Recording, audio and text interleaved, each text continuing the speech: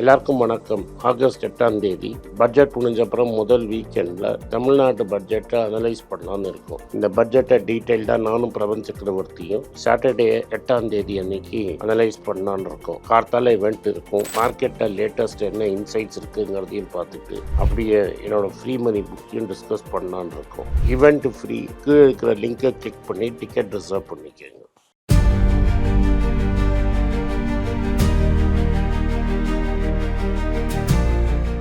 வணக்கம் சார். வணக்கம் sir. Sivapriyan sir வந்திருந்தாரு. சிவப்பிரியன் சாரும் நானும் டிஸ்கஸ் பண்ணோம். இது காங்கிரஸ் கட்சியோட ஐடியாஸும் இல்லை இது கவர்மெண்டோட ஐடியாஸும் கிடையாது. நான் காங்கிரஸ் கட்சியோட மெம்பர். ஆனால் இன்றைக்கி நான் சிவப்பிரியன் சார்கிட்ட டிஸ்கஸ் பண்ணது என்னோட பர்சனல் ஐடியாஸ். இதுக்கும் காங்கிரஸ் கட்சிக்கும் சம்மந்தமே கிடையாது. பட்ஜெட் சீசன், தமிழ்நாடு பட்ஜெட் சீசன்னு நீங்கள் என்ன எதிர்பார்க்குறீங்க? ஸ்டேட் பட்ஜெட்டை பொறுத்த வரைக்கும் எப்போவுமே ஒரு பெரிய எதிர்பார்ப்புகள்லாம் கிடையாது சார். இன்ஃப்ராஸ்ட்ரக்சர் ப்ராஜெக்ட்ஸ் ஏதாவது இருக்குமா, எவ்வளோ கடன் வாங்க போகிறீங்க, எவ்வளோ கடன் இருக்குது, என்ன விதமான அலாட்மெண்ட்ஸ் அலோகேஷன்ஸ் டிபார்ட்மெண்ட்ஸ்க்கு கொடுக்க போகிறீங்க அப்படிங்கிறது தான். ஸ்கூல் எஜுகேஷனுக்கு எவ்வளோ, ஆர்கியாலஜிக்கு என்ன பண்ண போகிறீங்க, இது first budget of the TVK government அப்படிங்கிறதுனால எதிர்பார்ப்புகள் நிறைய இருக்கிறது. டிஎம்கே கவர்மெண்ட் கொடுத்த மாதிரி, ஏன்னா ஸ்கூல் எஜுகேஷன் தான் அவங்க பெரிய ஃபோக்கஸ் கொடுத்துருந்தாங்க பட்ஜெட் அலோகேஷனை பொறுத்த வரைக்கும். அதை அப்படியே கண்டினியூ பண்ணுவீங்களா? திமுக கவர்மெண்ட் வந்த பிறகு ஆர்கியாலஜிக்கு ஒரு பெரிய ஃபோக்கஸ் கொடுத்துருந்தாங்க, அது இருக்குமா? இன்ஃப்ராஸ்ட்ரக்சர் ப்ராஜெக்ட்ஸ் என்னென்ன கொண்டு வர போகிறாங்க? சென்னை மெட்ரோவுக்கு 3rd ஃபேஸ் இருக்குமா? அதே போன்று இப்போ கோயம்புத்தூர் மெட்ரோ, மதுரை மெட்ரோவை ரிஜெக்ட் பண்ணுறாங்க சென்ட்ரல் கவர்மெண்ட்டு. அதில் தமிழ்நாடு கவர்மெண்ட்டோட ஸ்டாண்ட் என்ன? இன்னொன்று, லாங்குவேஜ் பாலிசி அவங்க தெளிவாக சொல்லிட்டாங்க, பட் பட்ஜெட்டில் ஏதாவது ஒரு ரீஅசர்ஷன் இருக்குமா? நீட் போன்ற விவகாரங்களில் என்ன ஸ்டாண்ட் இருக்க போது? பட்ஜெட் அப்படிங்கிறது ஒரு ஃபினான்ஷியல் டாக்குமெண்ட் மட்டும் இல்லாமல் கவர்மெண்ட்டோட ஒரு பாலிசி டாக்குமெண்ட்டாக இருந்துட்டு வருது தமிழ்நாட்டில். ஸோ அப்படிப்பட்ட விஷயங்களில் டிவிகே கவர்மெண்ட் என்ன ஸ்டாண்ட் எடுக்க போகிறாங்க? இன்னொன்று, கடன் அப்படிங்கிற விஷயத்தை எலெக்ஷனில் பெரிய பேசு பொருளாக விஜய் அவர்கள் மாற்றினார். ஸோ கடன் தாவேகா கவர்மெண்ட் எவ்வளோ வாங்க போகிறாங்க? இதெல்லாம் மீறி அவர் கொடுத்த ப்ராமிசஸ்னுடைய ஸ்டேட்டஸ் என்ன? 2500 மாதம் கொடுக்குறேன் பெண்களுக்கு, 60 வயசுக்கு உட்பட்ட பெண்களுக்குன்னு சொன்னார். அது கிட்டத்தட்ட ஒரு 2 கோடி பேருக்கு கொடுக்கணும்னு நினைக்கிறேன். எவ்வளோ பேருக்கு கொடுக்க போகிறாரு? எப்போ அந்த ப்ரோக்ராம் ஆரம்பிக்க போகிறாங்க? அது பற்றின அனௌன்ஸ்மெண்ட் ஏதாவது இருக்குமா? தாய்மாமன் சீர்னு ஒன்று சொல்லியிருக்கிறாரு. கல்யாணம் ஆகிற பெண்களுக்கு பட்டுப்புடவையும் 1 சவரன் நகையும் கொடுக்கப்படும். அது எப்போ ஆரம்பிக்க போகிறாரு? அந்த குழந்தைங்களுக்கு தங்க மோதிரம் கொடுக்கறது ஆரம்பிக்க போகிறோம், டேட் அனௌன்ஸ் பண்ணிட்டாங்க, செப்டம்பர் 15 அப்படின்னு. இதெல்லாம் தான் எதிர்பார்ப்புகள். இன்னொன்று, கடன் அப்படிங்கிறதுல ஒரு ஒயிட் பேப்பர் ரிலீஸ் பண்ணாங்க. திமுகவை விட நாங்கள் கடன் அதிகமாகலாம் வாங்க மாட்டோம், அப்படியே கம்ப்ளீட்டாக அந்த ஸ்ட்ரக்சரே சரியாக இல்லைன்னு சொல்லியிருக்கிறாங்க. அந்த ரீஃபார்ம்ஸ் எப்படி கொண்டு வர போகிறாங்க, என்ன மாதிரி விஷயங்கள் பண்ண போகிறாங்க, ப்ராமிசஸ் ரொம்ப முக்கியமாக, இந்த ப்ராமிசஸ்லாம் எப்படி ஃபுல்ஃபில் பண்ண போகிறாங்க. இன்னொன்று, விஜய் அவர்கள் 5 லட்சம் இளைஞர்களுக்கு வேலை வாய்ப்பு கொடுப்போம், அவங்கவுங்க ஊர்லேயே 18,000 சம்பளம் கொடுத்து அவங்களுக்கு இந்த கவர்மெண்ட் சர்வீசஸை மக்கள் வீட்டுக்கே கொண்டு போய் கொடுக்குற மாதிரி ஒரு ப்ரோக்ராம் பண்ணுவோன்னு சொல்லியிருந்தாங்க. அதனுடைய ஸ்டேட்டஸ் என்ன? அது இல்லாமல் அவர் இந்த 3 மாதத்துக்கு வந்த பிறகு என்னென்ன ஃபோக்கஸ் பண்ண போகிறாரு? இன்ஃப்ராஸ்ட்ரக்சர் ஃபோக்கஸ் எப்படி இருக்க போகுது?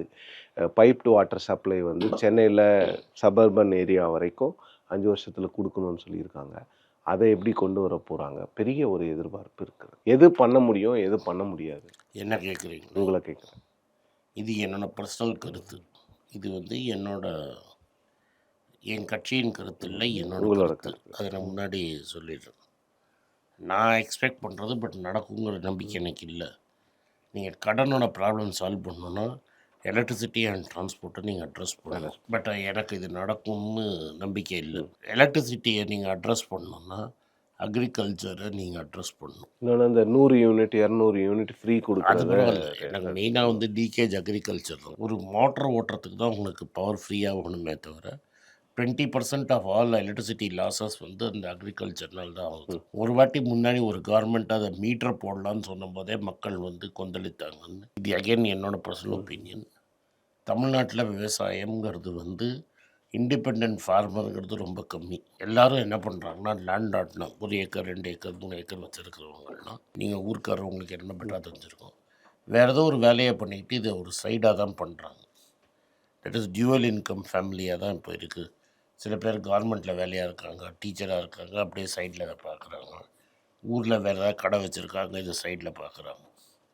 ஸோ ஸ்டாண்டலோன் ஏழையான ஃபார்மர் தமிழ்நாட்டில் இருக்காரான்னா எனக்கு ரொம்ப சர்வே எடுத்து தான் தெரியணும். இல்லை சார், இதில் எனக்கு ஒரு மாறுபட்ட கருத்து இருக்குது. டெல்டாலெல்லாம் போனீங்கன்னா வந்து விவசாயத்தை மட்டுமே நம்பி இருக்கிறவங்க ஏகப்பட்ட பேர் இருக்க தான் செய்கிறாங்க இன்னமும். அவங்களுடைய அடுத்த சந்ததியினர் வேணால் விவசாயத்துக்கு அதாவது வராமல் அடுத்து இருக்கலாம். ஆனால் அந்த முதல் ஃபர்ஸ்ட் ஜெனரேஷன் செகண்ட் ஜெனரேஷன் வந்து இன்னமும் விவசாயத்தில் தான் பட் இதில் இருக்காங்க. எனக்கு என்ன சொல்கிறேன்னா அடுத்த ஜெனரேஷன் வந்து அக்ரிகல்ச்சரில் இருக்காங்க, நான் இல்லைன்னு சொல்ல. But other source of income அவங்களுக்கு இருக்குங்கிறத நான் சொல்கிறேன். நான் அதுவும் நீங்கள் வந்து சப்சிடி கொடுக்க வேண்டாம்னு நான் சொல்லலை. டிஃப்ரெண்ட்டாக என்ன சொல்கிறேன், நீங்கள் எலக்ட்ரிசிட்டியை ஃப்ரீயாக கொடுக்கறதுக்கு பதிலாக இவ்வளோ பேடிக்கு இவ்வளோ ஏக்கர் வேணும்னா எவ்வளோ தண்ணி பாய்ச்சணும், அதுக்கு மோட்டர் எந்த சைஸில் இருக்கணும், அந்த மோட்டருக்கு வந்து நீங்கள் வந்து எவ்வளோ கன்சியூம் ஆகும் பவர்னு யாருக்கும் தெரியும். அதை நீங்கள் 1.5 மல்டிப்ளை பண்ணி பேங்க் அக்கௌண்ட்டில் கிரெடிட் கொடுத்துருங்க. அப்புறமா நார்மல் பவரை மீட்டர் பண்ணுங்க. இப்போ நீங்கள் கேஷ் ட்ரான்ஸ்ஃபர் பண்ண முடியும்னு காமிச்சிட்டிங்க, ஆமா. 1500 2500. ஸோ விவசாயிக்கு பவருக்கு எவ்வளோ ஆகுமோ அதை நீங்கள் ட்ரான்ஸ்ஃபர் பண்ணிவிடுங்க ஃப்ரம் யுவர் எண்டு. மீதியை மீட்டர் பண்ணிவிடுங்க. அடுத்த ஸ்டேஜாக என்ன பண்ணுங்கன்னா ஃபார்மருக்கு வந்து மோட்டரை வந்து சோலார் பவரில் கனெக்ட் பண்ண வைங்க. அதுக்கு வந்து பிஎஸ்னு ஒன்று இருக்குது, பேட்ரி எனேபிளிங் சிஸ்டம். 4-5 விவசாயிக்கு சேர்த்து பேட்ரி எனேபிளிங் சிஸ்டம் போட்டிங்கன்னா அண்டு எக்ஸ்ட்ரா அவனால் மீட்டர் சோலார் போட முடியும்னா டான்ஜெட்கோ அதை வாங்கினா அவனுக்கு இன்னொரு சோர்ஸ் ஆஃப் ரெவென்யூ. ஸோ அதை நீங்கள் டிஃப்ரெண்ட்டாக திங்க் பண்ணணும். இது எனக்கு தோணுன ஐடியாவை சொல்கிறேன். நீங்கள் எக்ஸ்போர்ட் அந்த we have to start solving that problem. Okay. You cannot kick it down the road. டிரான்ஸ்போர்ட்டில் வந்து ரெண்டாக பிரிக்கணும் சார். ஃபஸ்ட்டு டிரான்ஸ்போர்ட்டில் இவ்வளோ அட்மினிஸ்ட்ரேட்டிவ் ஸ்டாஃப் தேவையான்னு எனக்கு சந்தேகம். ஸோ நீங்கள் அங்கே ஸ்டாஃபை ரேஷனலைஸ் பண்ணணும். அது எப்படி பண்ணுவார்னு எனக்கு தெரியல. ரெண்டாவது இந்த பஸ் ஸ்டாண்டெல்லாம் கமர்ஷியலைஸ் பண்ணணும். ஓகே. அண்ட் என்னை பொறுத்த வரைக்கும் போன கவர்மெண்ட் வந்து நான் பஸ் யூஸ் பண்ணல. ஒரு காலத்தில் யூஸ் பண்ணியிருக்கிறேன். கோயம்பேட்லேருந்து நான் வந்து ப்ரைவேட் பஸ்ஸில் திருச்சி மதுரைக்கெலாம் போயிருக்கேன் ஒரு 10 வருஷத்துக்கு முன்னாடி. இப்போ இந்த கிளம்பாக்கம் போனதுலேருந்து நான் நீங்கள் போகிறதில்ல. கம்ப்ளீட்டாக ஸ்டாப்பு. இங்கேருந்து கிளம்பாக்கம் போகிறதுங்கிறது பாதி திருச்சிக்கு போகிற மாதிரி ஆகிடுது. நான் மேக்ஸிமம் போகிறது திருச்சி வரைக்கும் தான் பஸ்ஸில் போயிருக்கேன். ஓகே. இல்லாட்டா பெங்களூருக்கு ஓல்வோ பஸ்ஸில் போயிருக்கிறேன். மதுரை வரைக்கும் கூட நான் எக்ஸ்பெரிமெண்ட் பண்ணது கிடையாது. ட்ரெயினில் போய்டுவோம், இப்போ ஃப்ளைட்டில் போய்டுவேன்.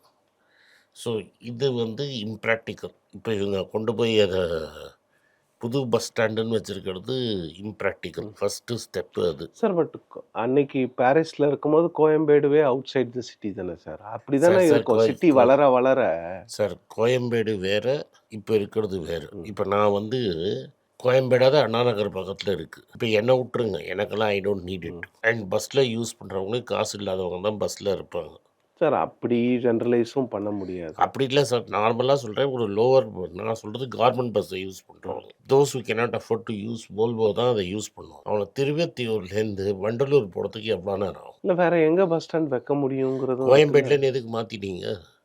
இல்லாட்டா உங்களுக்கு 2வது பஸ் ஸ்டாண்ட் வேணும்னா கோயம்பேட்டில் ஒரு பஸ் ஸ்டாண்டை வச்சு நீங்கள் இன்னொரு பஸ் ஸ்டாண்டை அங்கே வச்சுருக்கலாம். சில பேர் ரியல் எஸ்டேட்டில் காசு பண்ணணுங்கிறதுக்காக நீங்கள் கிளம்பாக்கத்தில் கொண்டு போய் வச்சது நாட் அக்செப்டபுள். பஸ்ஸுங்கிறது கம்ஃபர்டபுள் ஃபார் பீப்புள். இப்போ திருச்சியிலையும் அதே பண்ணியிருக்காங்க. ஊருக்கு வெளில எங்கேயோ கொண்டு போய் பஸ் ஸ்டாண்ட் நிறுத்தியிருக்காங்க. கும்பகோணத்துலேயும் ஊருக்கு வெளில ஒரு பஸ் ஸ்டாண்டு. இதையும் நீங்கள் ரியல் எஸ்டேட்டையும் கணக்கு பார்த்தீங்கன்னா தான் உங்களுக்கு கிளியராக புரியும். இப்போ திருச்சியில் எனக்கு என்ன கிளியராக தெரியுதுன்னா, because I travel to Trichy quite often. கம்ப்ளீட்டாக அந்த மார்க்கெட்டே போயிடுச்சு. எது அந்த சுற்றி இருந்த ஹோட்டல்ஸு எல்லாமே போயிடுச்சு. அங்கே அவ்வளோ சீக்கிரம் ஹோட்டலும் வராது. ஸோ ஒரு யோசனை இல்லாமல் இதை பண்ணிட்டாங்க. இது ஃபஸ்ட்டு. ரெண்டாவது, நீங்கள் யாருக்கு ஃப்ரீயாக கொடுக்க போகிறீங்க, யாருக்கு காசு வாங்க போகிறீங்கிறது உங்களுக்கு தெளிவாக தெரிஞ்சிருக்கும். எந்த பஸ்ஸுக்கு ஃப்ரீ, எந்த பஸ்ஸுக்கு காசு. இப்போ நீங்கள் வந்து ஏசி பஸ்ஸுக்கு ஃப்ரீ கிடையாதுன்னா என்ன ஆகும்னா, அவன் என்ன பண்ணுவான், ஏஎஸ் ஆஃபீஸர் எல்லா பஸ்ஸையும் ஏசி பஸ் ஆக்கிடுவோம். ஏன்னா ஆல்ரெடி நீங்கள் வந்து ரியல் காஸ்ட்டு வாங்க மாட்டேங்கிறீங்க. டிரான்ஸ்போர்ட்டேஷன் காஸ்ட்டு நீங்கள் ரியல் காஸ்ட்டு வாங்காத இடத்துல half தி பாப்புலேஷன் லேடிஸுக்கு நீங்கள் ஃப்ரீயாக கொடுத்தீங்கன்னா அது ஆர்டினரி பஸ்ஸுன்னு சொல்லிட்டு ஆர்டினரி பஸ்ஸே ஓட்டாமல் பண்ணிவிடுவாங்க. ஸோ ஃபஸ்ட்டு அதை ரேஷ்னலைஸ் பண்ணணும் சார். இப்போ இவங்களுக்கு சம்பளம் கொடுக்க முடியாமல் என்ன பண்ணியிருக்காங்கன்னா 20 வயசு 25 வயசு பசங்களெல்லாம் பஸ்ஸில் டிரைவராக போட்டு எல்லாம் பண்ணாங்க. நீங்கள் கொடுக்குற சம்பளத்துக்கு எக்ஸ்பீரியன்ஸ் டிரைவரே வரமாட்டாங்க. ஆமாம். இன்னொன்று இப்போ இந்த எலக்ட்ரிக் பஸ் எல்லாம் வந்து அவுட் சோர்ஸ் தான் பண்ணியிருக்காங்க. அதெல்லாம் அதில் ப்ரைவேட் என்ன ஆயிடுச்சுன்னா ஏஜென்சிஸ் ஒரு அவுட் சோர்ஸ் கம்பெனி, பண்ணியிருக்காங்க. அந்த கம்பெனியில் ஷேர் ஹோல்டரு, அவன் கான்ட்ராக்ட் எடுத்துட்டு கமிஷன் கொடுத்துருக்கான் போல இருக்கு. முன்னாடி ஓகே 250 கிலோமீட்டர் ஓட்டுறதுக்கு பதிலாக 200 கிலோமீட்டர் தான் ஓட்டுறான். இப்போ அவனுக்கு ஷோகாஸ் நோட்டீஸ் அமைச்சிருக்காங்க. Why cannot we recover the money from you. So நீங்கள் சொன்னதோடலாம் என்னை பொறுத்த வரைக்கும் இது ரெண்டுத்தில் அவர் என்ன பண்ண போகிறாருங்கிறது எனக்கு ஒரு பெரிய கேள்விக்குறி. அண்ட் என்னோட பெரிய என்னென்னா இப்போ தான் அவருக்கு பொலிட்டிக்கல் கேபிட்டல் இருக்குது. He can take hard decisions. இது ரெண்டுத்தையும் அவர் ஹார்ட் டிசிஷன் எடுப்பாராங்கிறது என்னோட டவுட்ஸ். ஃபஸ்ட்டு கேள்வி. டவுட்டே கிடையாது. அது எடுத்தால் தான் எனக்கு தெரியும். I don't have any inside view of the government. One thing நான் பாசிட்டிவாக இப்போ பார்க்குறது என்னென்னா, ஒரு கமிட்டி போட்டிருக்காரு. ஃபஸ்ட்டு டைம் இன் தமிழ்நாடு அது கண் துடைப்பு கமிட்டி இல்லாமல் இருக்கும்னு நினைக்கிறேன். சார் ஏற்கனவே கண் துடைப்பு கமிட்டிகள் இல்லாத கமிட்டிகள்லாம் இருந்தது. ரகுராம் ராஜன் அவர்கள் அது கண் துடைப்பு தானே. அது என்ன பண்ணிட்டு பிடிஆர் போனோன்னு அந்த கமிட்டி இல்லை முடியல சார். ஃபர்ஸ்ட் 2 இயர்ஸ் எப்படி பண்ணாங்க? ஃபஸ்ட்டு 2 இயர்ஸ் பண்ணாங்க சார். அந்த கமிட்டியில தான் அந்த சீஃப் மினிஸ்டர்ஸோட பிரேக்ஃபாஸ்ட் ஸ்கீமை வந்து அந்த கமிட்டி தான் டிவைஸ் பண்ணாங்க. Correct sir. ஜான் ட்ரைஸ் நான் சொல்கிறேன் sir. Jean Dreze, Esther Duflo, Arvind Subramanian, Raghuram Rajan and S Narayanan. அது 2 நல்ல கமிட்டி. பட் என்ன ஆச்சு பாதியில்? when it became uncomfortable, we cannot discuss what happened because that's not public. Okay. When PTR became too uncomfortable, that committee also went with PTR. So, but committee had their meetings. அதெல்லாம் இருந்தது sir. பிடிஆருக்கு அப்புறம் அந்த committee காணாமல் போயிடுச்சு. But இந்த committee நல்ல committee நான் ஒத்துக்கிறேன். அதுக்காக இது வரைக்கும் இருந்த கமிட்டிகள் எல்லாமே கண்துடைப்புங்கிறது இல்லை சார். இந்த 2 கமிட்டியுமே நல்ல committee. First Rajan committee was a good committee. But that is the first time.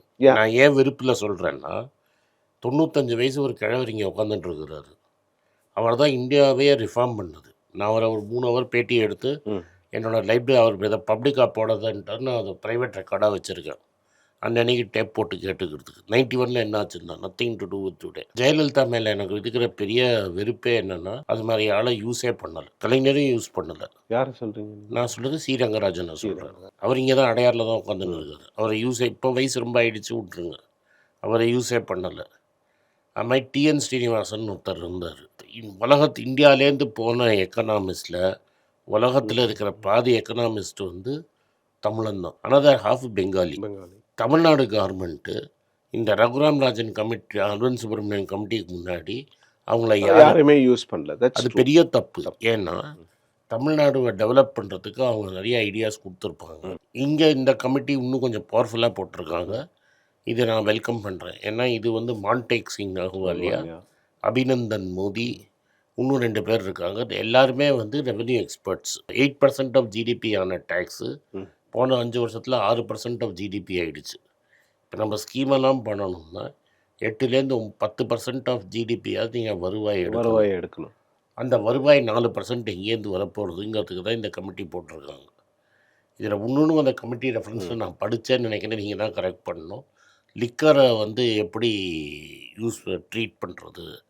ஏன்னா டாஸ்மாக் இஸ் அட்ஹாக் சொல்யூஷன். அது வந்து it is not a permanent solution. But லிக்கரில் இவங்க வந்து வேற ஒரு விஷயங்களெல்லாம் கூட ட்ரை பண்ணிட்டு இருக்காங்க. தே ஆர் அது இதுக்கு இந்த கமிட்டி ஈவன் திங்கிங் ப்ரைவேட்டைஸ் பண்ணால் ப்ராப்ளம்ஸ் அதுக்கு தான் இந்த அதிகமாகுமா இல்லை ப்ராப்ளம்ஸ் கம்மியாகுமாங்கிற விஷயத்தையும் ஹியூமன் கன்சம்ப்ஷன் ஆஃப் ஆல்கஹாலை இந்த கமிட்டியில் கொண்டு வந்திருக்காங்க. இதை நான் இதெல்லாம் பாசிட்டிவ் ஸ்டெப்பை சொல்கிறேன். ஓகே. அதாவது இந்த கமிட்டி லெவலுக்கு நீங்கள் இப்படியே டாஸ்மாக்காக வைக்கணுமா இல்லை வேற எங்கேயாவது கொண்டு போய் வைக்கணுமா அப்படிங்கிறத அவர் வச்சுருக்கிறாரு. என்னை பொறுத்த வரைக்கும் ரியல் எஸ்டேட்டில் வந்து இந்த ரெஜிஸ்டர் ஆஃபீஸ் டேக்ஸை 9லேருந்து குறைச்சாங்கன்னு வைங்க. அண்ட் லேண்ட் வேல்யூவை ரியலாக ஏற்றிட்டாங்கன்னு வைங்க. But they reduce this to 5% and increase the land value. There'll be lesser black money. ஏன்னா most of it is now finance by banks. ரைட்டா? ஸோ இந்த எஸ்பெஷலி அக்ரிகல்ச்சர் லேண்டுக்கெல்லாம் 3% 2% ஆக்கிட்டிங்கன்னா நிஜம் value of land will come out, more revenue will come to the state. But அது எக்கனாமிக்கலாக எவ்வளோ தூரம் குறைச்சா பெனிஃபிட் வரும் அப்படிங்கிறத அவங்க தான் ஸ்டாட்டிஸ்டிக்கலாக கேல்குலேட் பண்ணணும். பட் அட்லீஸ்ட் 6% குறைச்சாங்கன்னா it will definitely have value. அதுதான் one of the places where we can raise money. அது வந்து எனக்கு அப்படியே லோ ஹேங்கிங் ஃப்ரூட் மாதிரி தெரியுது. அதை தவிர எனக்கு இன்னொன்று டிசையர் மெடிக்கல் டூரிசம் அண்ட் கேரளாவோட பெட்டர் டூரிசம் ஸ்பாட்ஸ் தமிழ்நாட்டில் இருக்குன்னு எனக்கு தெரியும். நிச்சயம். And you have a super star CM. So I hope this committee again does that. Tourism ஃபோக்கஸ்டாக நீங்கள் ஃபெசிலிட்டி பண்ணீங்கன்னா ஒரு சின்ன இன்ஃபார்மலாக ஒன்று சொல்கிறேன்.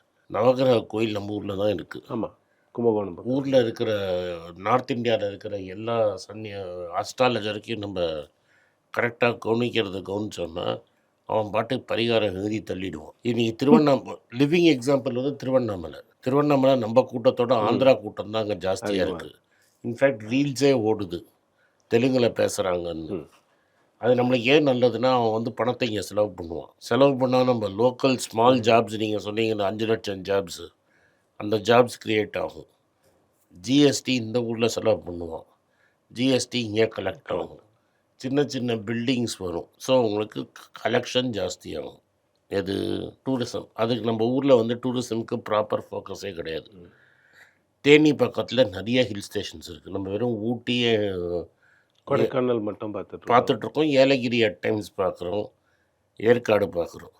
பட் நம்மளால் 10 ஊட்டி ரெடி பண்ணுறது அளவுக்கு தேனி பக்கத்தில் இடம் இருக்குது. மேகமலை 10 பேர் தெரியாது எனக்கு, 10 பண்ணுறதுக்கு இடம் இருக்குது. தேனி ஏரியாவை டூரிஸ்ட் டெஸ்டினேஷனாகவே நம்ம பார்க்குறது இல்லை. அதுக்கப்புறம் நீங்கள் Coimbatore, Madras and maybe Madurai designated medical tourism போட்டிங்கன்னா அது ஒன்று. நம்மளுக்கு வர வேண்டிய கிரியா யூனிவர்சிட்டி ஆந்திராவுக்கு போயிடுச்சு. ஆனால் இப்போ சிவநாடார் இங்கே ஹெச்ஏஎல் ஓப்பன் யூனிவர்சிட்டி தோணுட்டு. இதெல்லாம் எப்படின்னா ஒரு வருஷத்துக்கு 10 லட்ச ரூபா 12 லட்ச ரூபா கட்டுற யூனிவர்சிட்டி. ஸோ இது மாதிரி ஒரு 20 யூனிவர்சிட்டிக்கு நீங்கள் ஹை கிளாஸ் யூனிவர்சிட்டிக்கு ப்ராமிஸ் கொடுத்தீங்கன்னா என்ன ஆகும்னா, இந்த ப்ரொஃபஸருக்கெல்லாம் நீங்கள் 4 லட்ச ரூபா 5 லட்ச ரூபா சம்பளம் கொடுக்குற ப்ரொஃபஸர் தான் நீங்கள் கூப்பிட்டு வருவீங்க. அது நம்பி ஒரு ஈகோ சிஸ்டமே டெவலப் ஆகும். அதில் ஒரு 5000 ஸ்டூடெண்ட்ஸ் சேர்ந்துட்டான்னு வைங்க, அட்லீஸ்ட் 1000 பேருக்கு டைரக்ட் அண்ட் இன்டைரக்ட் ஜாப்ஸு கிடைக்கும். அதில் இந்த மாதிரி காலேஜ்லாம் எனக்கு தெரியும் 50% need base college, not merit base.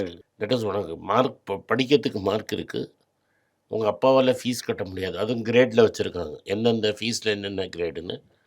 50% பசங்க கட்டுற காசை எடுத்து மீதி 50% படிக்க வைக்கிறாங்க.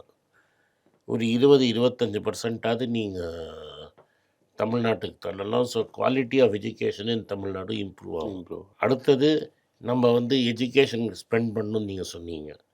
இப்போ எனக்கு தெரிஞ்சு என் ஃப்ரெண்டு பண்ணுறாரு, அப்புறம் இவர் பண்ணுறாரு, அகரம் ஃபவுண்டேஷன் சூர்யா பண்ணுறாரு, ஆனந்தம் யூனிவர்சிட்டின்னு ஒருத்தர் பண்ணிகிட்ருக்காரு. 3 பேர் பண்ண. என் ஃப்ரெண்டு பண்ணுறது வந்து மாத்திரம் ஃபவுண்டேஷன்னு சுஜித்துங்கிறவர் பண்ணிகிட்ருக்காரு. அவங்க என்ன பண்ணுறாங்கன்னா, ஒரு 1000 ஸ்டூடெண்ட்டை எடுத்து எவ்ரி இயர் அட்லீஸ்ட் 500 ஸ்டூடெண்ட்ஸ் எடுத்து they are mentoring them and colleges are able to give free seats. ரைட்டா? இப்போ 5 வருஷம் அவர் என்ன டெமான்ஸ்ட்ரேட் பண்ணிட்டார்னா, இந்த பசங்களை எல்லாருக்கும் வேலையும் வாங்கி கொடுத்துட்றாரு. ஓகே, நீங்கள் 18,000 ரூபா சம்பளம் சொல்கிறீங்க, அவங்க வந்து 8 லட்சம் 9 லட்சம் சம்பளம் கூட 18,000 விஜய் அவர்கள் ப்ராமிஸ் பண்ணது சொன்னார். நான் சொல்கிறேன், ஆஸ்பிரேஷன் 18 இருக்குது, அவர் 4 லட்சம் 5 லட்சம் சம்பளம்னு சொல்கிறாரு. அவரோட சக்ஸஸ் ஸ்டோரிஸ்லாம் பார்த்தீங்கன்னா, அகரமோட சக்ஸஸ் ஸ்டோரிஸ்லாம் பார்த்தீங்கன்னா, வீடே இல்லாத வீட்டில் ஆர்ஃபன் பசங்களெல்லாம் வச்சு படிக்கிறாங்க. இது எல்லாமே அவங்க ஸ்டேட் சப்போர்ட் இல்லாமல் பண்ணுறாங்க. நம்மளோட தமிழ்நாட்டில் நீங்கள் நான் பார்த்த வரைக்கும் ஆஸ்பர்னு ஒன்று ஸ்டடீஸ் இருக்குது. That is educational outcome studies வருது. Tamil Nadu spends maximum on primary education, gets minimum out of it. That is நம்ம லேர்னிங் அவுட்கம் ரொம்ப மோசம். 8th ஸ்டாண்டர்ட் பாஸ் பண்ணுற பையனுக்கு 3ஆம் கிளாஸ் படிக்கிறது கூட ஒழுங்காக வரலன்னு அந்த பிரதம் டெஸ்ட்டில் சொல்கிறாங்க. இப்போ என்னோட கேள்வி என்னென்னா, ஸோ கால்டு இந்த கவர்மெண்ட் அட்மினிஸ்ட்ரேட்டர்லாம் வேலை செய்யலைன்னு இதுலேருந்து தெரியுது. வீணாக சம்பளம் அங்கே போகுது. ரொம்ப ட்ரமேட்டிக்காக நான் சொல்கிறேன். அங்கே காஸ்ட்டை கட் பண்ணிவிட்டு இது மாதிரி ஒரு 5-6 ஆர்கனைசேஷனை நீங்கள் வளர்த்தீங்கன்னா will it give better outcome? No sir, that I think ஒரு கவர்மெண்ட்டாக அதை பண்ண முடியாது. You will have to run school. இல்லை நான் அதுக்கு தான் சொல்ல வந்தேன். இந்த அமெரிக்கா என்ன பண்ணுறாங்கன்னா, they have a system of franchisee schools. நீங்கள் கவர்மெண்ட் ஸ்கூலை மூடுங்கன்னு நான் சொல்ல, கவர்மெண்ட் டிபார்ட்மெண்ட்டில் வேற எங்கேயாவது குறைச்சிட்டு, இப்போ நான் படித்த ஸ்கூலில் டிஏவி எல்லோரும் அது என்னை பிடிச்சி படிக்க அது நல்ல ஸ்கூலே கிடையாது. பட் எல்லோரும் நினைக்கிறது டிஏவி கோபாலபுரம் நல்ல ஸ்கூலுன்னு. அங்கே வந்து நீங்கள் வந்து எவ்வளோ ஃபீஸுன்னு உங்களுக்கு தெரியும். நீங்கள் ஃபீஸை கட்டிட்டு பசங்களை அங்கே படிக்க வைக்கிறது பெட்டர்னு என்னோடய ஃபீலிங். ஓகே. ஒரு 30% 40% யூ கிவ். நீங்கள் வந்து இந்த ஏரியா இப்போ ரைட் டு எஜுகேஷனை ஃப்ரீயாக கொடுன்னு நம்ம சொல்கிறோம். ஆமாம். நான் என்ன சொல்கிறேன், இங்கெல்லாம் காஸ்ட்டை குறைச்சிட்டு, ஏன்னா நான் கார்ப்பரேஷன் ஸ்கூலில் 5 ஸ்கூலுக்கு போனேன் மெட்ராஸில். போன ஆட்சியில் 5 ஸ்கூலுக்கு போனேன். ஸ்டூடெண்ட்ஸே இல்லை மெட்ராஸில். ஓகே. வெளியூரில் டிமாண்ட் இருக்கலாம், ஃபெசிலிட்டி இருக்குது, ஸ்கூலில் இல்லை. ஏன்னா பசங்க எல்லாம் இப்போ என்ன எங்கள் வீட்டில் வேலை செய்கிறவங்களாம் என்ன பண்ணுறாங்க, செலவு பண்ணி ப்ரைவேட் ஸ்கூலில் படிக்க வைக்கிறாங்களே தவிர கவர்மெண்ட் ஸ்கூலுக்கு சார், பட் கவர்மெண்ட் ஸ்கூல்ல சேர்றவங்களும் இருக்க தானே செய்றாங்க. இல்லை இல்லை இல்லை இன்னைக்கு நான் வரைக்கும் சென்னை இல்லாமலாம் மட்டும் இல்லை. பேசுகிறேன். இல்லை, ஈவன் சென்னையில கூட. சென்னையில் இல்லை சார். நீங்கள் வந்து நான் வந்து இங்கேருந்து 1000 லைட்ஸ்லேருந்து அடையார் பிரிட்ஜ் வரைக்கும் இருக்கிற கார்ப்பரேஷன் ஸ்கூலுக்கெல்லாம் போனேன். I wanted to do something, ஏதாவது கொடுக்க முடியுமா, ஹெல்ப் பண்ண முடியுமான்னு போனேன். எல்லா கிளாஸையும் சேர்த்து ஃபெசிலிட்டி நாங்கள் படித்த ஸ்கூலோட பெட்டர் ஃபெசிலிட்டி இருக்குது. 50-60 ஸ்டூடெண்ட்டுக்கு மேலே இல்லை. சில ஏரியாவில் இருக்கலாம், அதெல்லாம் நீங்கள் தான் சர்வே எடுக்கணும், எந்த ஏரியாவில் இருக்காங்க, எந்த ஏரியாவில் இல்லை. அப்போ நான் கேட்டபோது என்ன ஆகுதுன்னா, என் டிரைவர் பொண்ணு வந்து ரோஸ்டி மெட்ரிக்கில் படிக்குது. ஓகே. என் சிஸ்டர் படித்த ஸ்கூலில் அவங்க படிக்கிறாங்க. ரொம்ப சந்தோஷமாக இருக்குது. ஃபீஸுக்கு அவர் 4 பேரை கேட்குறாரு. எனக்கு முடி வெட்டுறவர் வருவார் வீட்டில், கோவிடுக்கு அப்புறம் வீட்டில் முடி வெட்டுறோம். அவர் பசங்களும் ரோஸ்டியில் அங்கே படிக்கிறாங்க. இவங்களாம் தான் ஐடியல் ஃபார் கவர்மெண்ட்டு ஸ்கூல். ஏன்பா கவர்மெண்ட் ஸ்கூலுக்கு அனுப்பிட்டாங்க, அங்கே போனால் ஒன்றும் சொல்லித்தர மாட்டேங்கிறாங்க, வாத்தியாரே வரமாட்டேங்கிறாங்கன்னு சொல்கிறாங்க. This is what parents are say. You can take a survey. அப்போ இல்லாத கவர்மெண்ட் ஸ்கூல் டீச்சருக்கு காசை கொடுக்கறத விட்டுட்டு கேன் வி ரீடிஃபைன் அண்ட் ஏன்னா ஆஸ் பர் சர்வே தான் நீங்கள் மெஷர் பண்ணணும். இல்லாட்டா நீங்கள் அந்த காலேஜ் ப்ரொஃபஸர் டிஸ்ட்ரிக்ட் ஆஃபீஸருக்கெலாம் என்ன சொல்லணும்னா, ஆஸ் பர் வந்து சர்வே எடுப்பான்பா, இவ்வளோ மார்க் உன் பசங்க வாங்கல, மார்க் இல்லை, அது பேசிக் மேக்ஸு, எழுத்து கூட்டி படிக்கிறது, இதெல்லாம் தரலன்னா உன் சீட்டை குதிச்சிருவேன்னு இங்கே நீங்கள் சொல்லலைன்னா அவங்க பாட்டுக்கு யூனியன் ஃபார்ம் பண்ணி சம்பளம் வாங்குறதுல இருக்காங்களே தவிர பசங்களுக்கு பாடம் சொல்லி கொடுக்கறதுல ரொம்ப கஷ்டம். சார், பட் இன்றைக்கும் கவர்மெண்ட் ஸ்கூல்ஸ் வந்து பர்ஃபார்ம் பண்ணிட்டு தானே இருக்காங்க. சார் நம்ம ஏன் ஜென்ரலைஸ் பண்ணணும் அப்படி நான் சொல்கிறேன், பர்சன்டேஜ் பாருங்கன்னு சொல்கிறேன். நான் சொல்ல சார், ஆஸ் பர் கூட்டிகிட்டு வாங்க. எல்லா ஸ்கூலும் அவனுக்கு காசு கொடுத்தா இல்லை, அவன் வந்து ஜென்ரலாக ஏன்னா பப்ளிக் இன்ஸ்டியூஷன் ரேண்டம் சர்வே எடுக்கிறான். நீங்கள் காசை கொடுங்க, எல்லா ஸ்கூல்லையும் சர்வே எடுக்கட்டும், தேர்ட் பார்ட்டி ஆடிட் பண்ணுங்கிறானோ. நான் எக்ஸாம் வெயின்லாம் சொல்ல, அவன் வருவான், யார் வந்தானே தெரியாமல் தேர்ட் பார்ட்டி ஆடிட் பண்ணிட்டு போயிடுவான். ஒரு 10 குழந்தைங்களை அவன் ரேண்டமாக 4 கேள்வி கேட்டு போயிடுவான். அப்போ உங்களோட லெவல் ஆஃப் லேர்னிங் எப்படி இருக்குன்னு பார்த்து அந்த டீச்சர் அவுட்கம்மே டெட்டும் சரியாக எழுத மாட்டீங்க. There is a problem in quality of teaching. இல்லாட்டா ஏன் அவங்க போய் சார் சம்பளமே இல்லாதவன் ஏன் கொண்டு போய் கவர்மெண்ட் ஸ்கூலில் சேர்க்காம ப்ரைவேட் ஸ்கூலில் சேர்க்குறாங்கிற கேள்வி. அது ஒரு பியர் ப்ரெஷரும் இருக்குது. அப்படி இல்லை சார், நீங்கள் உங்கள் டீச்சிங் அப்படி இருக்குது. இதே ஆளுங்க இங்கிலாண்டுக்கு போனால் நம்ம ஊரில் கவர்மெண்ட் ஸ்கூலில் தான் சேர்க்குறாங்க, கிராமர் ஸ்கூலில் தான். Because there is a perception that our quality of education is very poor. இல்லாட்டா இன்னும் ரேடிக்கலாக சொல்கிறேன், ஐஏஎஸ் ஆஃபீஸர்லாம் அவன் பையனை கவர்மெண்ட் ஸ்கூலில் அனுப்ப சொல்லுங்கள், then teaching will improve. That's true. Politicians, MLA, MP, IAS அமைச்சர்கள் எல்லாம் பசங்க இல்லை, பேர பசங்க கூட அந்த ஸ்கூலுக்கு தான் அனுப்பணும். சாரி, கவர்மெண்ட் ஹாஸ்பிட்டலில் even today in Delhi everybody gets admitted in AIIMS unless there is a special problem. It's a public charity hospital. It's not a profit hospital. நம்ம ஊரில் தான் பாலிட்டிஷியன் எல்லாரும் போய் அப்போலோலையும் காவேரியிலையும் படுத்துக்கிறாங்க. That's true. எனக்கு தெரிஞ்சு எங்கள் அப்பா சொல்லி தான் தெரியும் எனக்கு, காமராஜும் ராஜாஜியும் ஜிஹெச்சில் தான் படுத்துட்டு இருந்தாங்க. So why don't we have that culture? நீங்கள் வந்து since it's a matter of statement, இப்போ இருக்கிற மினிஸ்டர்ஸ்லாம் எங்கே இருக்காங்கன்னா, you don't want to do what I am asking to do. என் பையன் கொலம்பியா யூனிவர்சிட்டியில் படிப்பான், நீ உங்கள் பையன் போய் ஆர்ட்ஸ் காலேஜில் படிக்கணும்னா உங்கள் பையனையும் ஆர்ட்ஸ் காலேஜில் அனுப்புங்க. ட்ரூ. தென் ஆட்டோமேட்டிக்காக அந்த டீச்சர் ஒழுங்காக பண்ணலன்னா நீயே ஆக்ஷன் எடுப்பு. சார், இப்போ ரெவென்யூ ஜெனரேஷன் பற்றி பேசிட்டோம், பட்ஜெட்டும் சொல்லிட்டீங்க. கடன் வாங்குறத வந்து அவ்வளோ பெரிய விஷயமா எல்லாரும் பேசிட்டு இருந்தாங்க. ஆனால் கடன் வாங்காமல் ஒரு அரசாங்கத்தை நடத்த கடன் வாங்காமல் அரசாங்கம் இப்போ இவர் என்ன பண்ண போகிறாங்க? இந்த கவர்மெண்ட் கடன் வாங்குறது எதுக்காக வாங்கணும்? கடன் வாங்கி தான் ஆகணும் சார், எல்லா கவர்மெண்ட்டும் கடன். இப்போ கடன் வாங்கி தானே இவங்களும் ஸ்கீம்ஸ் இம்ப்ளிமெண்ட் பண்ண போகிறாங்க. இப்போ கடன் வாங்கி, என்னோட ஒப்பீனியன் என்ன தெரியுமா சார், கடன் வாங்கி பில்டிங் கட்டினீங்கன்னா, டேம் கட்டினீங்கன்னா அதில் என்ன அவுட்கம் வரும்? ஆமாம். கடன் வாங்கி ஏதாவது கொடுத்தீங்கன்னு வைங்க, ஃப்ரீபி கொடுத்தீங்கன்னா கடன் வாங்கி அதுலேருந்து ஒன்றும் ரிட்டர்ன் வராது. So you can borrow. So there is a revenue expenditure, there is a capital expenditure. ரைட்டாக you can borrow for capital expenditure, you cannot borrow for revenue expenditure. இப்போ நான் பக்கிங்ஹாம் கெனாலை சரி பண்ண போகிறேன், மெட்ராஸ் டு பாண்டிச்சேரி போட்டு விட போகிறேன்னா அதுக்கு நீங்கள் 50 வருஷம் பாண்டு போட்டு கடன் வாங்குங்க, யூஸ் பண்ணிக்கங்க. நான் 2500 கொடுக்கறதுக்கு கடன் வாங்க போகிறேன்னா அந்த திரும்பி வாங்கின கடனை எப்படி அடைக்க போகிறீங்க? அதுதான் கேள்வி. So for capital expenditure you can borrow, there is no problem. என்னென்ன இன்ஃப்ராஸ்ட்ரக்சர் ப்ராஜெக்ட்ஸ் கொண்டு வரணும்னு நினைக்கிறேன்? என்ன கேட்குறீங்களா? உங்களை கேட்குறேன். நம்ம பரந்தூர் பேசுனது has to come. Yeah. If not Parandur, somewhere it has to come in a town bound way. New airport has to be there. Changed. Bus terminus இந்த city has to be fixed. இப்போ வந்து 3 மெட்ரோ லைன் தான் இருக்குது தமிழ்நாடு. மெட்ராஸில் இப்போ ஆனப்புறம் கூட 3 metro லைனோ 4 metro line தான் இருக்குது. எ city like Madras minimum needs 10 lines. இப்போ சிங்கப்பூர் மாதிரி எவ்ரி 500 மீட்டருக்கு ஒரு மெட்ரோ ஸ்டேஷன் இருக்கணும். அதுக்கு உங்களுக்கு 10-11 லைன் வேணும். எக்ஸ்பிரஸ் வேஸ் இருங்க, 10-11 லைன் வேணும். இன்னொன்று என்னோட ஃபேவரட், இது நான் நிறைய இடத்துல சொல்லியிருக்கிறது, மெட்ராஸ் டு வேலூர் 1 ஹவருக்கு train 1 hour distance 1 hour travel டைமில் ட்ரெயின் இருக்கணும். இட் ஷுட் ஸ்டாப் பண்ணி there should be 20 stations. Even station first every 10 நிமிஷத்துக்கு ஒரு ட்ரெயின் வேணும். First train odd number, second train even number station. 1 ஹவரில் மெட்ராஸ் வரணும். அப்போ என்ன ஆகும்னா வேலூரில் இருக்கிறோம் மெட்ராஸுக்கு வருவோம். தென் வீடு பிகம்ஸ் அஃபோர்டபுள் இன் வேலூர். ஏன்னா வர வழியெல்லாம் இறங்கிடும், அவன் இறங்கிட்டு போயிடுவான். ஸோ ஒரு 20 ஸ்டேஷன் இருக்கும் பிட்வீன் வேலூர், மெட்ராஸ் விழுப்புரம் வேணும், 2 லைன் வேணும். ஸோ தட் இது ரெண்டும் will make sure that there is high speed train network between Villupuram to Chennai and Vellore to Chennai. So that what it will do is it will make easier for access to Chennai as easier. Tamil Nadu road transport corporation ஒன்று இருக்குது, TN ஏதோ ஒன்று இருக்குது. அது மாதிரி ஒரே ஒரு பெரிய ப்ராஜெக்ட் தான் பண்ணாங்க. மெட்ராஸ் டு பாண்டிச்சேரி ரோடை போட்டுட்டு அதோட road infrastructure outer ring road கட்டியிருக்காங்க. இல்லை அதெல்லாம் ரிங் ரோட். நான் என்ன கேட்குறேன்னா சார், நீங்கள் இப்போ நேஷ்னல் என்ஹெச்ஏஐ இருக்குல்ல, அதே மாதிரி ஒரு நீங்கள் வந்து தமிழ்நாடு ஹெச்ஏஐன்னு ஒன்று இருக்கணும். That should be funded initially by a government corpus. மீதி எல்லாம் பாண்டு 10 வருஷம் 100 வருஷம் பாண்டு போடும். அதான் இருக்குது infrastructure, Tamil Nadu road development infrastructure. அதான் வாயில் நுழையாதது, அது ஒன்றும் பெருசாக பண்ணலன்னு என்னோட கேள்வி. ஏன்னா அவன் என்ஹெச்ஏஐ போட்ட மாதிரி நீங்கள் வந்து பேரலாக மெட்ராஸ் டு திருச்சி இன்னொரு ரோடு, எங்கெல்லாம் ரோடு இல்லையோ, whatever is state highway, make it 4 lane 6 lane highway. Sir, I should be able to reach Madurai in 5 hours.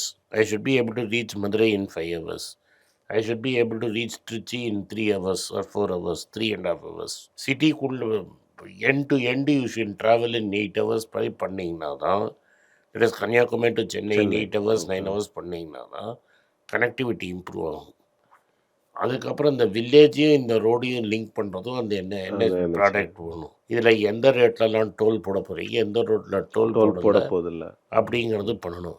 மெட்ராஸுக்கு ஒரு இன்டகிரேட்டட் டிரான்ஸ்போர்ட் சிஸ்டம் வேணும். தட் இஸ் இப்போ எப்படின்னா பஸ்ஸும் ட்ரெயினும் மெட்ரோவும் கம்ப்ளீட் பண்ணுது. But they are saying there is one organisation வந்துருச்சு, நாங்கள் plan பண்ணிகிட்ருக்கோம். Chennai urban metropolitan transport. எனக்கு என்ன வேணும்னு நான் சொல்லிடுறேன் சார். இப்போ பாரிஸ் டு எங்கள் ஏரியா, பாரிஸ் ஒரு பெரிய ஸ்டாப்பாக இருந்து நான் சின்ன பையனாக இருக்கும்போது Paris to Thiruvanmiyur train bus போகும். ட்ரெயினும் இருக்கும் பஸ்ஸும் இருக்க முடியாது, எய்தர் பஸ் ஆர் ட்ரெயின். ஏன்னா both are loss making and public service is always loss making. So you cannot dual loss, competing with each other, you cannot lose money. Either use metro, use road, train, overhead train, metro and bus மூணுத்தையும் link பண்ணிட்டீங்கன்னா overall losses குறையும். 500 மீட்டருக்கு ஒரு public transport இருந்ததுன்னா உங்களுக்கு வந்து இந்த petrol bike ஓட்டுறது குறையும், ரோடு ஆக்சிடென்ட்ஸ் குறையும். More people die in road accidents then even plane. So நீங்கள் வந்து சிட்டிக்குள்ளே இந்த டிரான்ஸ்போர்ட்டை, இந்த டிராஃபிக் ஜாமை குறைக்கிறதுக்கு metro and bus and overhead ட்ரெயினை நீங்கள் இம்ப்ரூவ் பண்ணிங்கன்னா இட் இஸ் ஈஸி. ஏன்னா ஒருத்தனை டெமோவே காமிச்சான். நீங்கள் டிஎம்எஸில் காரை விட்டுட்டு நீங்கள் இதில் ஏறுங்க, இதில் மெட்ரோவில் ட்ரெயின் ஏறினீங்கன்னா airport you will go faster. Metro and overhead transport அது வந்து நீங்கள் பெருசாக்கிறீங்கன்னா தமிழ்நாட்டில் டிரான்ஸ்போர்ட் ப்ராப்ளம் சால்வ் ஆகும். அதுக்கப்புறம் தண்ணிக்கு என்ன பண்ணுவீங்கன்னு அடுத்த கேள்வி. I think they are putting up big desalination plan. So அது ஒரு கேள்வி. இதெல்லாம் தான் நீங்கள் சால்வ் பண்ணிங்கன்னா and of course if we can repair Cooum then nothing like that. Nothing like this. Cooum Adyar சரி பண்ணிங்கனால ஃபஸ்ட்டு ஸ்டெப்பு சார். அடுத்தது பாலாறு இது மாதிரி இருக்கிற ஆற்றுலலாம் தண்ணி வர மாதிரி பண்ணிங்கனாலே lot of things and it can be done. ஆனால் இதுக்கு உங்களுக்கு வில்லு இருக்கா, எக்ஸிக்யூட் பண்ணுற அளவுக்கு நம்மளுக்கு உங்களுக்கு அவருக்கு பொலிட்டிக்கல் கேபிட்டல் இருக்குது. பொலிட்டிக்கல் கேபிட்டல் உள்ளவங்க இதை எக்ஸிக்யூட் பண்ணுவாங்கன்னு எனக்கு தெரியாது. இதை பண்ணலைன்னா தமிழ்நாட்டுக்கு ரொம்ப கஷ்டம். இதை நீங்கள் பண்ணோன்னா தமிழ்நாடு இப்போ நான் lower level mid level state that is UN இது மாதிரி நம்ம வந்து மிடில் லெவல் கண்ட்ரி ஆகிருக்கோம்ல. இதெல்லாம் நீங்கள் பண்ணீங்கன்னா அப்பர் லெவல் கண்ட்ரியாக போயிடுவீங்க.